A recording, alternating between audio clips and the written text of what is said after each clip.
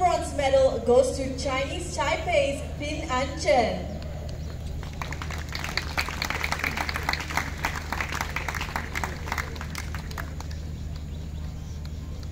Going home with the silver medal representing Japan, Gakuto Miyata.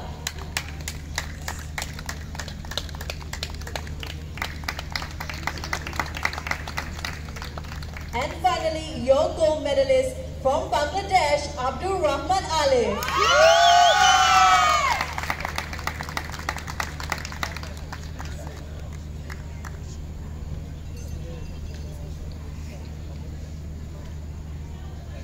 Ladies and gentlemen, please stand for the national anthem of Bangladesh.